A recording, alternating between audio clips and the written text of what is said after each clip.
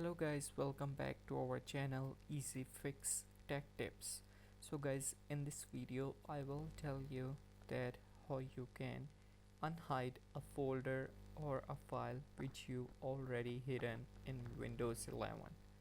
So guys, it's very simple. You just have to open the Windows Explorer and then you have to tap on View and then Show, and then you just have to tap on hidden items. By doing that, you can see that I already hide a folder. It was not appearing here in the start. You can rewind the video and look at that again as well. But after showing the hidden items, you can see that my folder is showing right over here.